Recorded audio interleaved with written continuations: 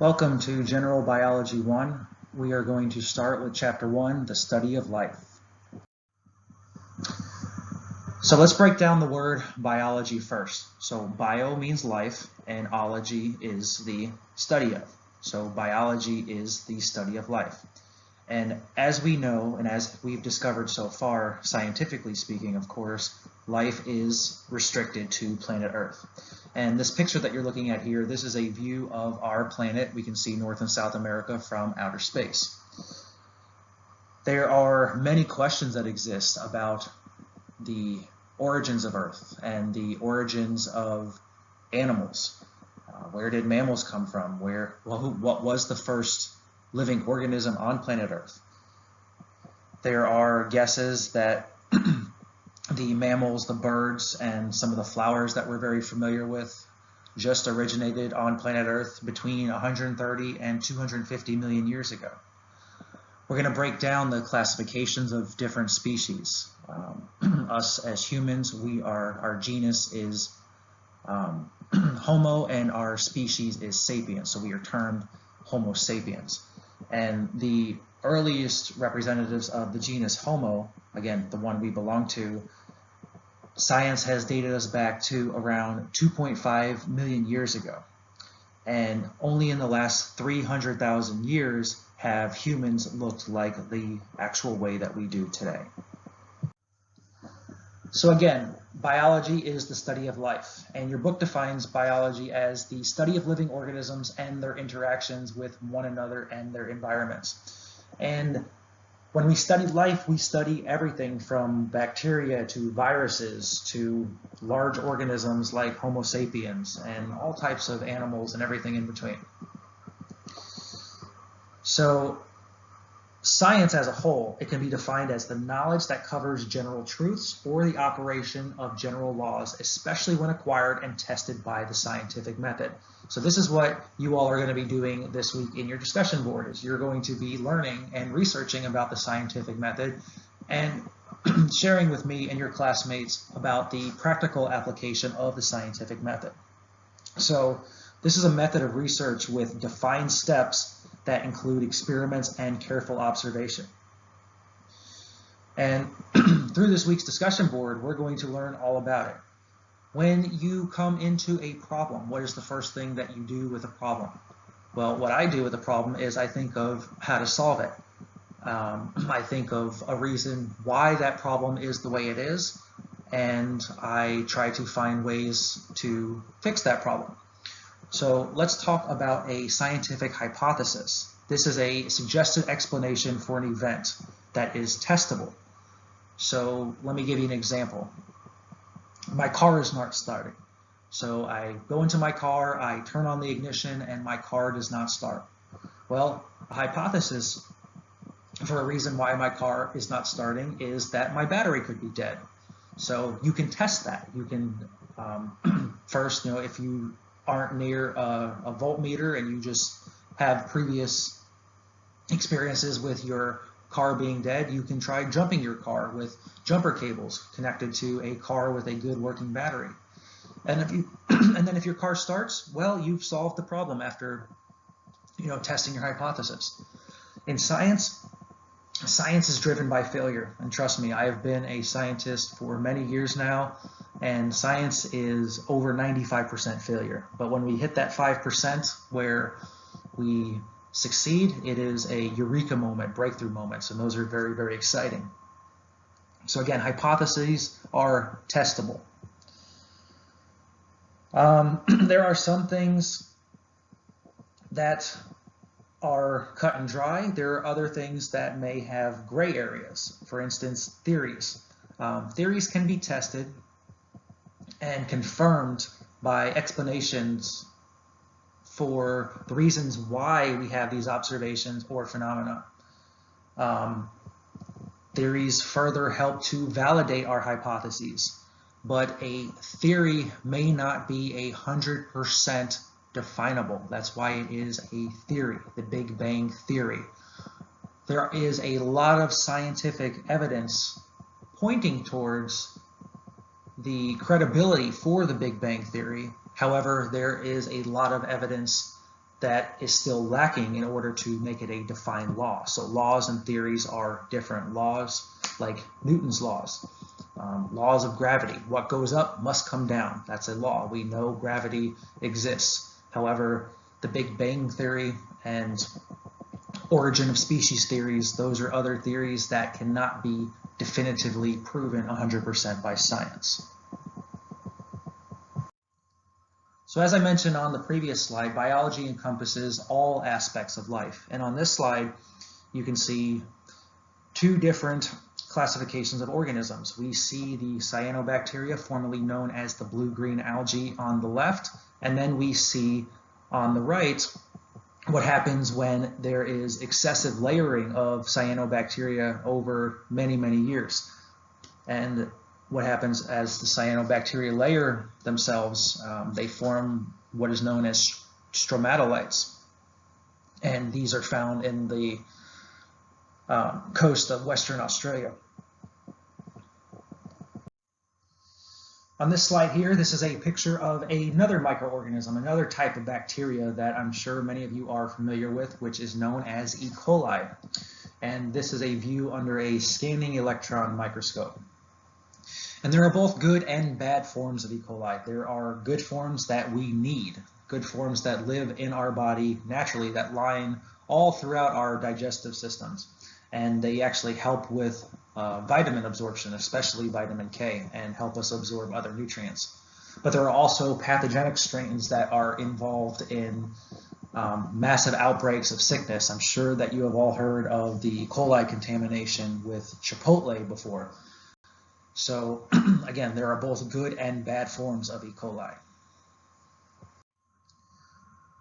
Scientists consider the fields of science that are related to the physical world and its phenomena and processes to be natural sciences. So biology falls within the field of natural science. And if you ask different scientists about the subclassifications of natural sciences, you may get different opinions and different answers. And as of today, there's no complete agreement on what is the actual definition of the natural sciences and what does it include. But for the majority of the field, and many experts will agree, that the natural sciences include astronomy, biology, chemistry, earth science, and physics.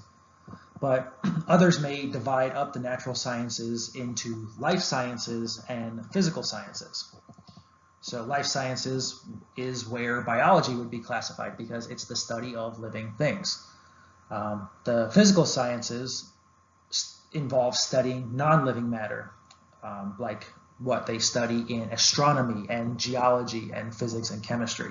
So I'm not going to ask you on an exam or anything to differentiate between the life sciences and the physical sciences or the natural sciences as a whole, but I just want you to understand that you may talk to different experts and different people in the field and you're going to get different opinions. So just be aware of that.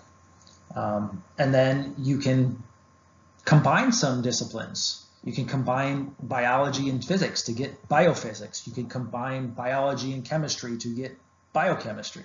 So they build on, there are other disciplines that build on both the life and the physical sciences that are interdisciplinary, because a lot of these topics, as you're going to find throughout this course and your studies, there's a lot of topics that overlap.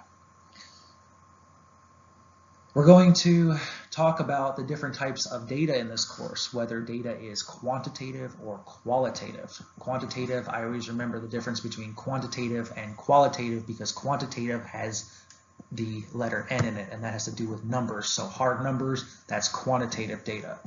So a lot of the scientific data that we're going to be looking at is going to be quantitative. Qualitative data, on the other hand, usually deals with data that's obtained from other aspects such as surveys and questionnaires. They're more open-ended and more up for interpretation than quantitative data. So again, like I said, there are many subdisciplines within the natural sciences. There are many interdisciplinary topics that can be studied as well. And even even within biology, there are subdisciplines of biology. We have cell biology, where the cell biologists are studying the cell structure and function. We have anatomists who study the anatomical organization of the organism. We have physiologists who study the interactions of hormones and chemicals in the body. So again, a lot of subdisciplines and interdisciplinary actions and relationships between the different types of disciplines in the natural sciences. So one thing I want to draw your attention to this second bullet point now, because everything in what we're going to be talking about in this class, we are going to be restricted to natural explanations of phenomena. We're not going to be discussing anything supernatural, so nothing like God, nothing like magic or witchcraft or space aliens and other explanations. We are going to be talking about testable hypotheses that have the potential to have scientific outcomes. One thing common to all scientists, regardless of what discipline scientists classify themselves as, is that we want to know. We want to know the answer to our hypothesis. That is our ultimate goal. Why are things the way that they are? And our curiosity and our desire to inquire about different questions and different phenomena are the driving forces of the development of science. So we want to understand how the world operates and why we are getting these worldly changes. Is there a true scientific explanation for these outcomes that we are observing? So in order to do this, we have two methods of logical thinking. And the first is known as inductive reasoning. And inductive reasoning is a form of logical thinking that uses related observations to arrive at a general conclusion. So this type of reasoning is very common in descriptive science. So a life scientist, so again, I'm going to use the example of a biologist here. Biologists make observations and record them. Again, this data that is obtained can be both quantitative or qualitative. And raw data can be supplemented with many different things, such as drawings, pictures, photos, or videos. So for example, a biologist is going out into a local marsh to study the breeding patterns of a specific type of frog. Well, the scientist can gather both numerical data. The scientist can record how many frogs he or she found. If the scientist came across frogs that were actively mating, then the scientist could record, again, another numerical aspect. And then the scientist could also supplement the data with drawings. What type of frogs are these? So the scientist could draw or use other type of quantitative methods to capture really important information. And from these observations, the scientist can infer conclusions based on the evidence. So the scientist is interested in looking at mating patterns of frogs and where frogs mate across the state of Florida. Well, the scientist may go out to one lake and may not find anything, may go to another lake and may find thousands, may go to another lake and find tens of thousands. And from these observations, the scientist can infer that one breeding ground may be better than the other. So the scientist can infer the conclusions, their inductions, based on the evidence that he or she obtained. So inductive reasoning involves formulating generalizations inferred from careful observation and analyzing a large amount of data. Another example is the study of the brain. So a scientist wants to look at what brain area is active when the fear response is induced. So the scientists and the researchers may gather a large recruitment pool of participants and may give these participants fearful stimuli, hook them up to a fMRI, a functional magnetic resonance imaging machine, and record brain activity.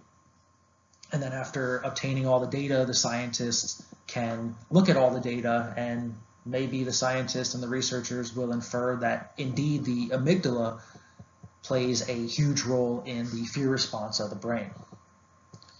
Now switching over to deductive reasoning.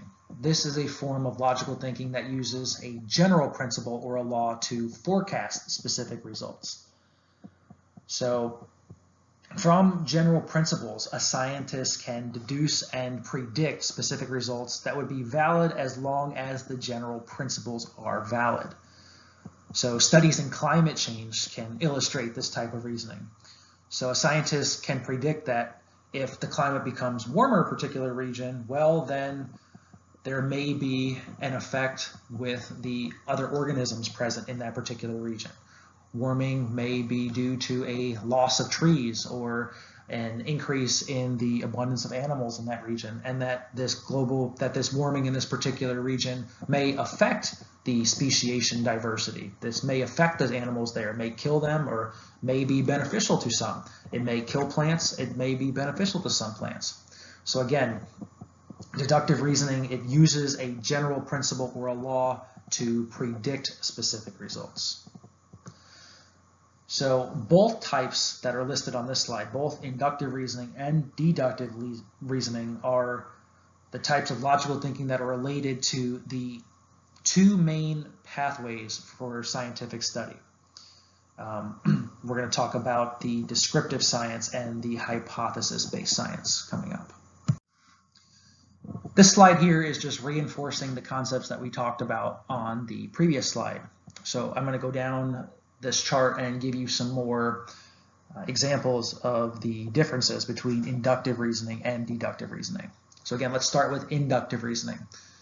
And inductive reasoning can be drawn from a number of observations where we draw a general conclusion from.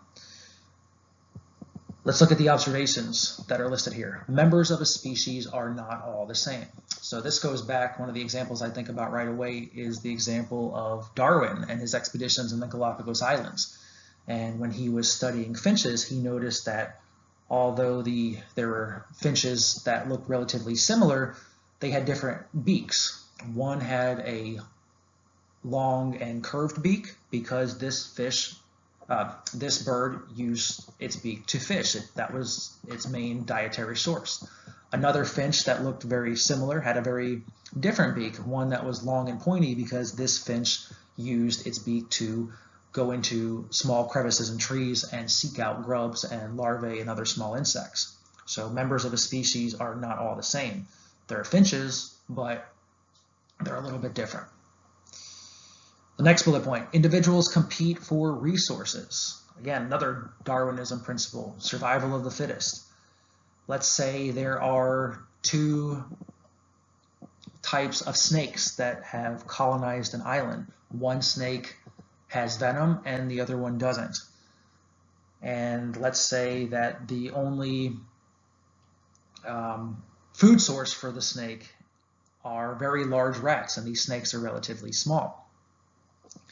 So it is a potential hypothesis that the venom will be necessary for the survival of the snake species because the prey that the snakes are seeking out may be very difficult to kill if the snake does not have venom. So the snakes that don't have venom may die out. Individuals are competing for the same food source, and individuals may have different adaptations that render them more fit or less fit to survive. Next bullet point, species are generally adapted to their environment. That's very true. If you look at the differences in deer that live in the southern United States versus the northern United States, deer up in Kentucky and even further up in upstate New York and Maine, they're going to be very large. They have to have a lot of adipose fat for the winter. And you'll also see larger racks on the deer. The racks that are on the deer are driven by cortisol. Cortisol is the stress hormone. The stress hormone is elicited at a higher rate when the weather gets cold. So it just makes sense, scientific sense, that deer up north will have larger racks than the deer down south. Deer down south, I live in Florida. Florida is extremely hot. Right now we're having a 95-degree day. it wouldn't be very conducive to have a very fat deer down here and have a lot of adipose tissue. So cortisol levels are lower, adiposity is lower, and the deers are generally smaller. So I'm going to use that deer example to arrive at this conclusion that's listed here. Individuals most adapted to their environment are more likely to survive and pass their traits to the next generation. So you're going to see very similar deer continue to flourish up north and very similar deer to continue to flourish down south. And again, Darwinism principle, survival of the fittest. So we're taking these observations to arrive at a conclusion. Deductive reasoning. From a general premise, specific results are predicted. Individuals most adapted to their environment are more likely to survive and pass their traits on to the next generation. So these results we predict. If the average temperature in an ecosystem increases due to climate change, individuals better adapted to warmer temperatures will outcompete those that are not. The ones who can't survive in the heat are going to die off, and the ones who are heat tolerant are going to flourish and survive. Now let's move on to the scientific method, and this is what you all are going to be discussing this week in the discussion board assignment. So biologists have always posed questions about the living world, and they've always sought science-based responses and science-based outcomes. So the scientific method was used even in ancient times, and one of the first documented people who used the scientific method was England's Sir Francis Bacon. And he set up inductive methods for scientific inquiry. And the scientific method, please note, it's not only used by biologists, it's used by researchers from almost all fields of study that use it and apply it as a logical and rational problem-solving method. So let's start with the top. Let's start with making an observation. That's where the scientific process usually starts. There's a problem that we need to solve that leads to a question. Let's think about a very simple problem that starts with an observation, and now we'll take that problem and we'll apply the scientific method to solve the problem. So let's say you get to your first class Monday morning and you realize that, wow, the classroom's too warm. This is an observation that also describes a problem. The problem is the classroom is too warm for your comfort. Then the student may raise their hand and ask, why is the classroom so warm, Professor? So the next thing is to, after we ask the question, is to form the hypothesis. Form a hypothesis that answers the question. So the professor or the student may form the hypothesis. Really just depends on what hypothetical situation you want to go with. So for example, the student may think because it's the first day of class, this classroom is too warm because nobody's been in the classroom and the air conditioner is not on. That could be an answer that is testable. You can go over and look at if the air conditioner's been on or not. There are many other reasons why the classroom is too warm as well. There could be a second hypothesis. So the classroom is warm because there's a power failure and the air conditioner just simply doesn't work. And then once you select the hypothesis, you can make a prediction. So make the prediction based upon the hypothesis. A prediction is similar to a hypothesis, but typically has the format if and then. So for example, the prediction about the first hypothesis might be, if the student turns on the air conditioner, then the classroom will no longer be too warm and no longer be uncomfortable. And then you have to test the prediction, do an experiment. So a valid hypothesis must be testable. And another important concept is that it also must be falsifiable, meaning that the experimental results can also disprove it. And it's very important for you all to know that science doesn't claim to prove anything because scientific understandings are always subject to modification with further information. So this step now that I'm describing is and has openness to disproving ideas. And this is what distinguishes sciences from the non-sciences. So the presence of the supernatural, for instance, that's neither testable nor falsifiable.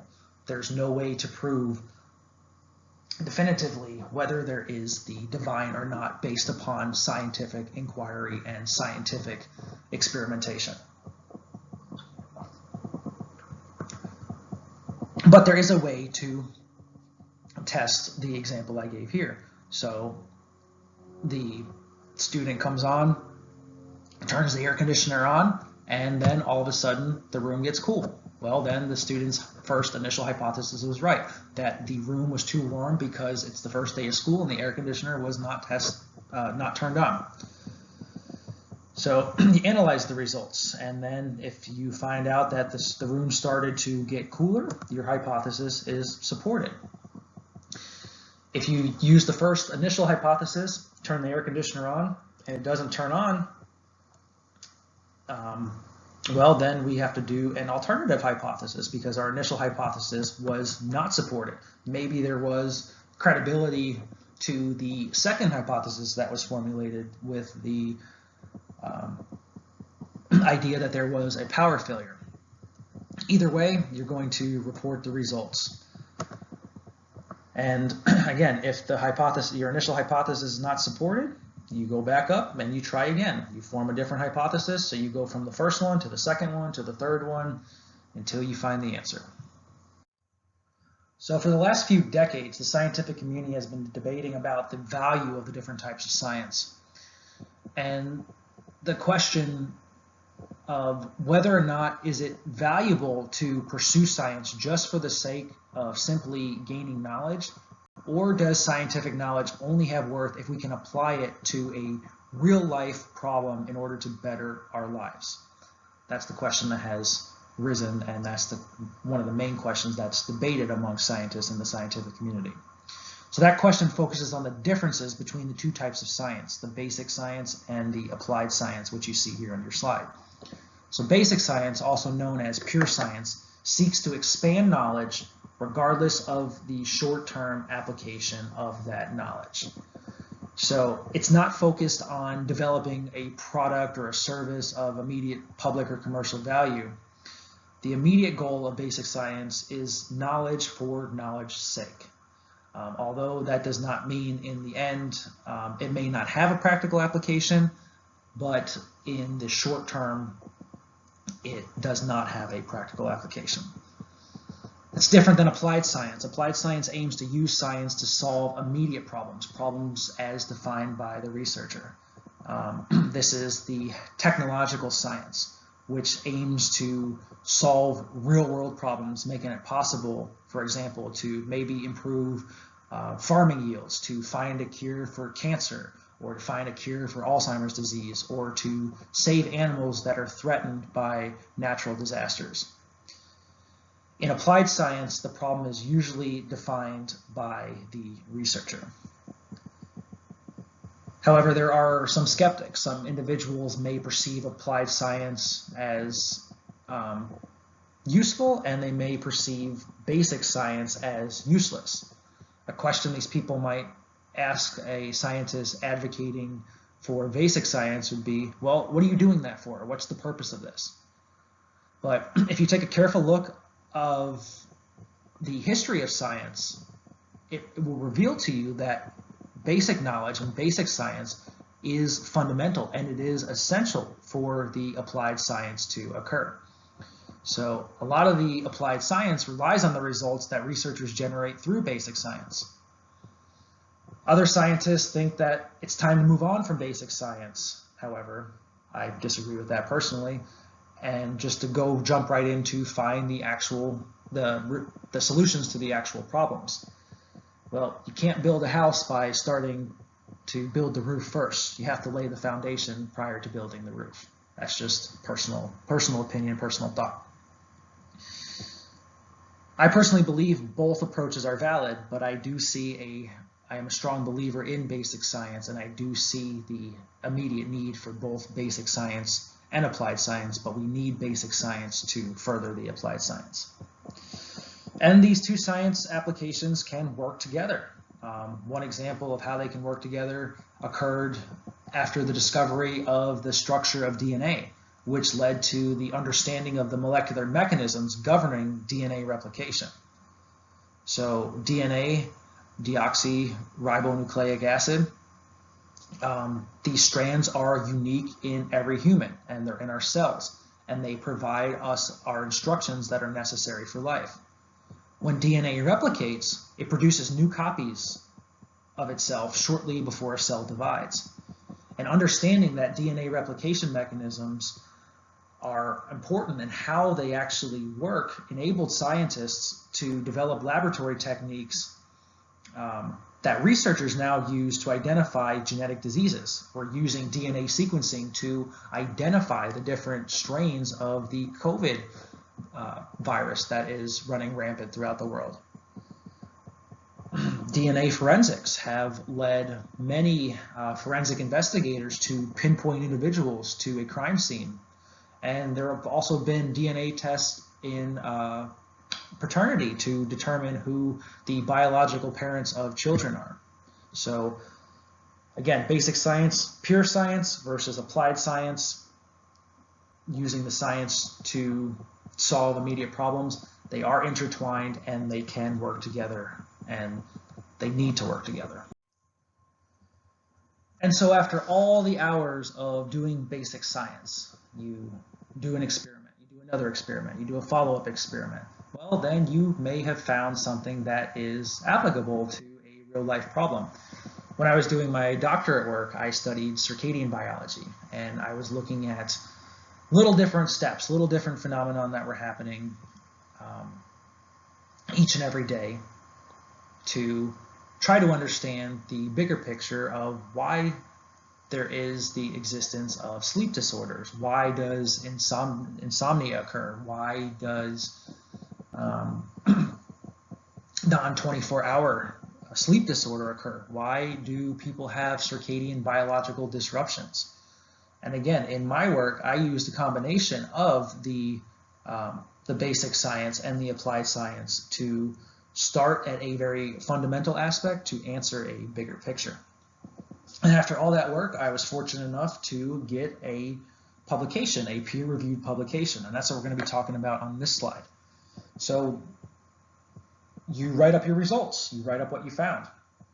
And what I found in my work was that there are specific proteins that regulate our sleep-wake cycles, and that if you disrupt these proteins or modulate these proteins, you can actually extend the time a rodent is awake, or you can make the rodent go to sleep at a programmable hour. So pretty cool. If you ever want to inquire about any of my work, you can go to pubmed.gov and type in my name, Matthew D'Alessandro, and you can read all of my peer-reviewed publications. That's how scientific progress occurs. It's made through the publication of peer-reviewed literature. So you submit something to a journal and you have experts in the field review it. Publications are not easy, especially in highly credible journals. I published in very credible journals, most recently in the Proceedings of the National Academies of Sciences, PNAS, where we worked on a project for over 7.5 years to get it published. So very rigorous review process, a lot of experimentation, great project, great finding. So I'm very proud of that work. The peer review involves a blind process where scientists submit the details of their experiments and everything they found, their results, their interpretations, and the reviewers determine whether or not the science meets merit for publication. So I do want you guys to only be using your course-approved text and peer-reviewed publications that you obtain from pubmed.gov in your discussion board posts. If you use any source, if you do a Google search, that's not going to be acceptable and you're going to lose points on the discussion board. So please keep that in mind. And the reason for that is to encourage you guys to read some scientific manuscripts and to get into the scientific field.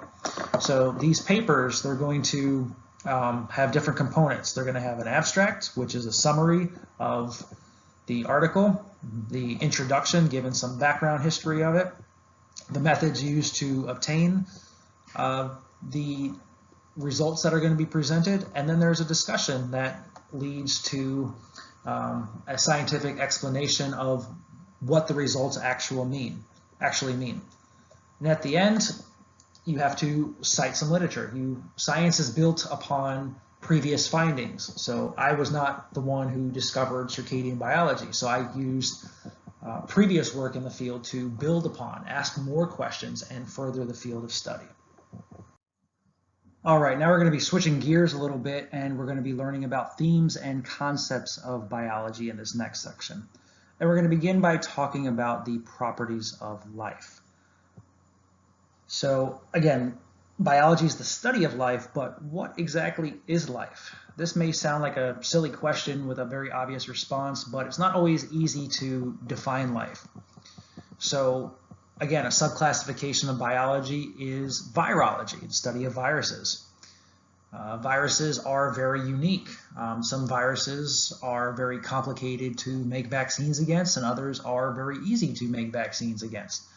For example, we made a very efficient COVID vaccine very rapidly against this COVID virus, but we have failed to make vaccines for other diseases that have been out for many years, such as Ebola and HIV.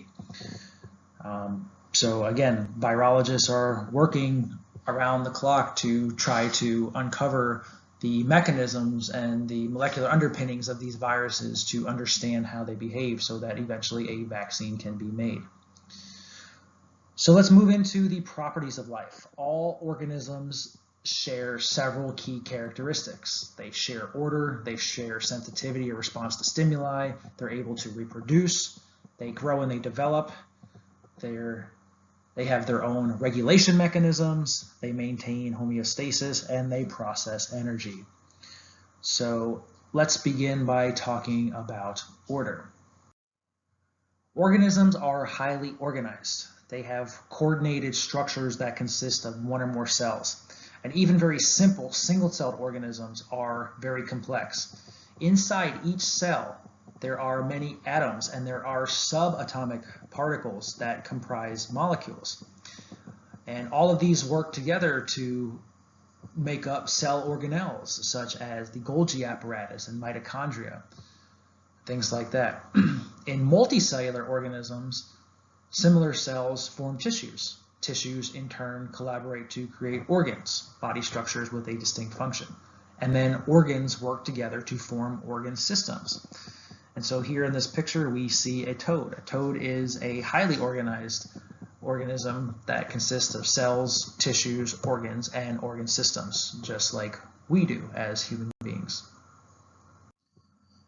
Living organisms respond to diverse stimuli. For example, plants can bend towards a source of light. They can climb on fences or walls, and they respond to touch. And one of the plants that respond to touch is depicted here, the Mimosa putisa plant.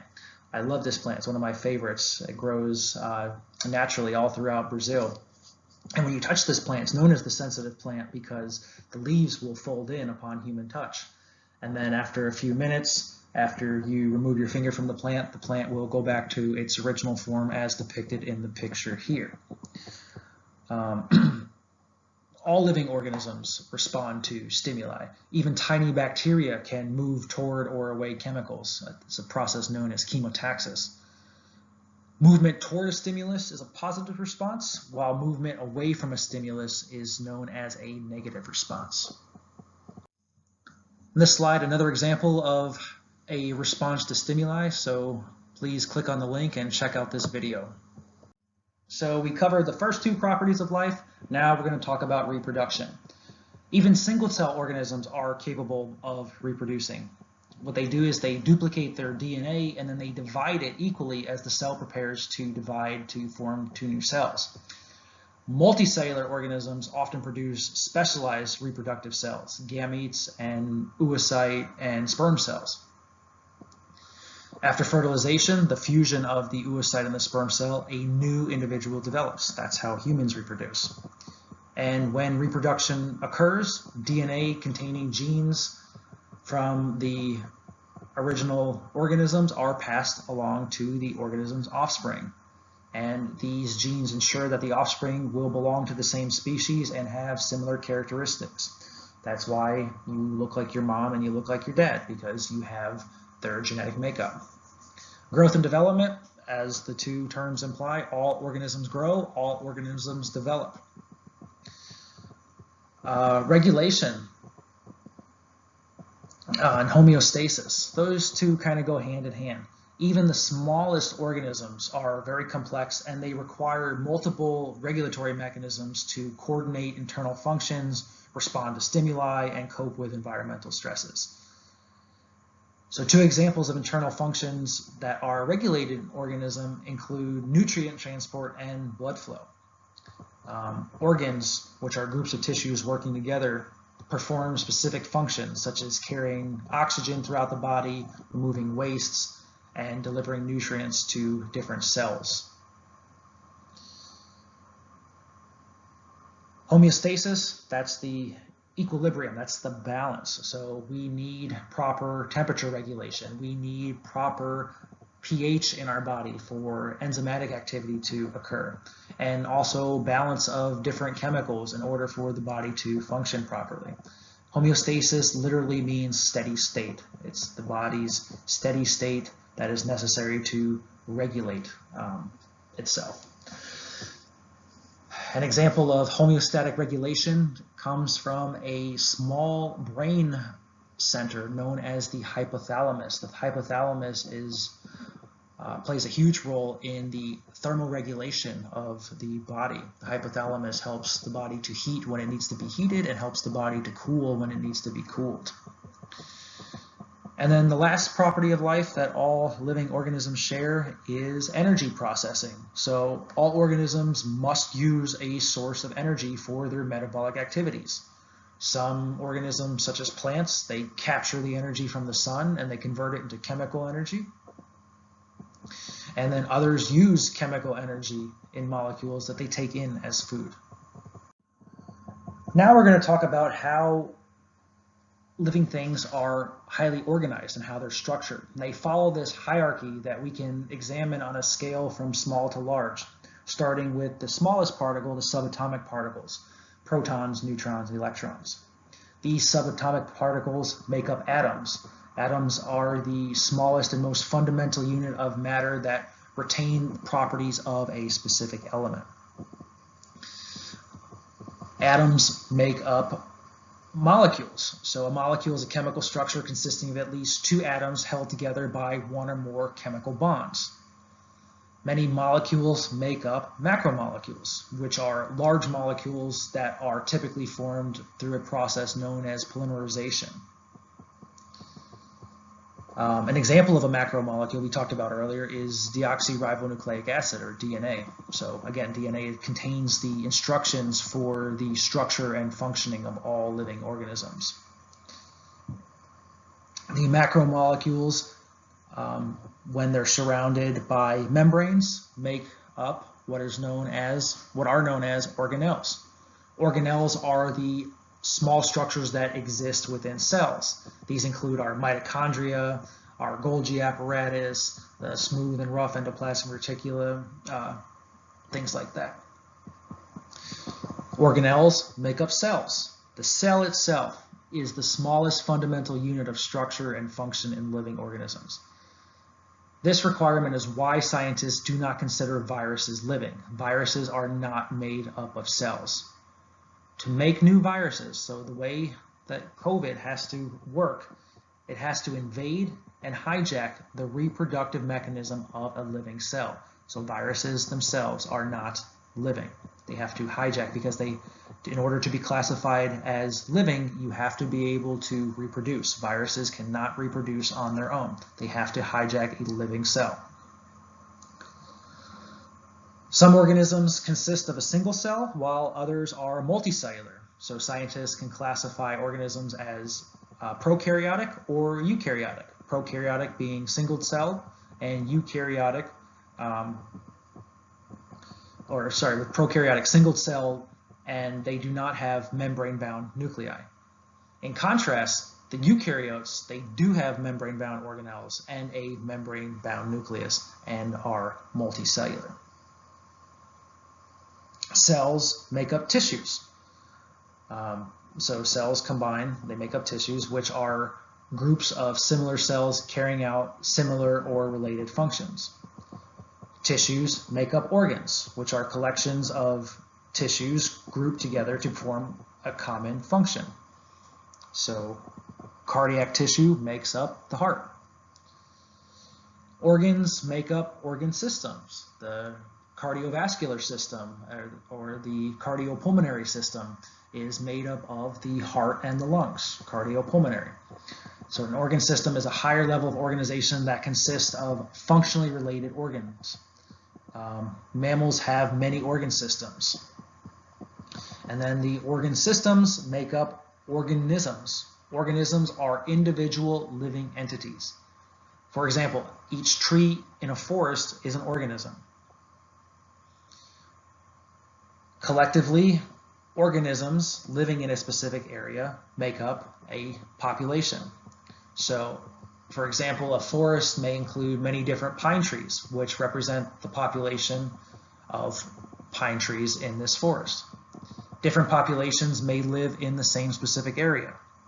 For example, the forest with the pine trees includes populations of flowering plants, insects, and microbial populations. Populations make up communities. A community is the sum of populations inhabiting a particular area. So all the trees, all the flowers, all the insects, and the other populations in the forest form the forest's community. Communities make up ecosystems. The ecosystems consist of all the living things in a particular area together with the abiotic, non-living parts of the environment, such as the elements like nitrogen in the soil or in the rainwater. And at the highest level of organization, we have the biosphere. So the ecosystems make up the biosphere. It's a collection of all the ecosystems, and it represents the zones of life on Earth. It includes land, water, and even the atmosphere to a certain extent.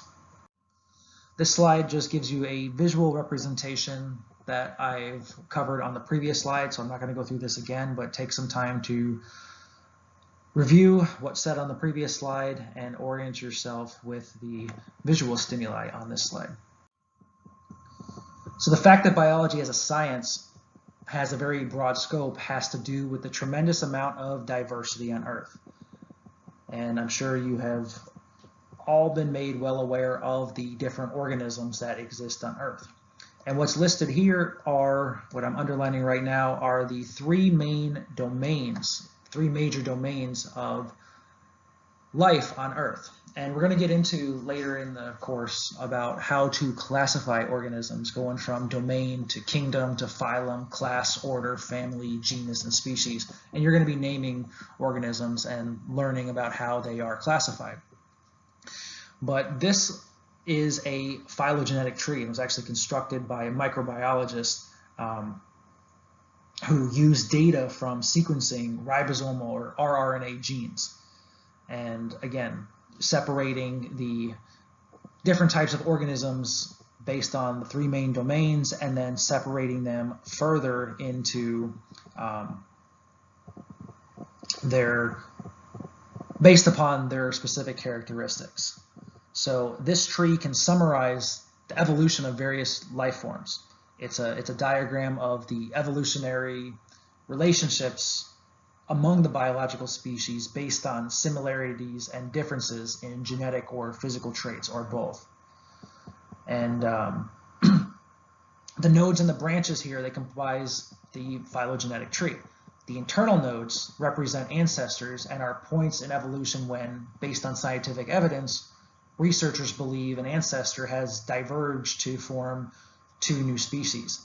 And so this is the whole debate of, where did humans come from? Did we actually evolve from apes? What came first, the chicken or the egg? So the phylogenetic tree raises a lot of scientific debate, a lot of scientific questions. And then the length of each branch that's depicted here is proportional to the time elapsed since the split of the organisms. So this is a pretty cool way to organize different organisms into different subclassifications. And again, we're going to talk about later in the semester how to classify specific organisms, all the way from domain down to species.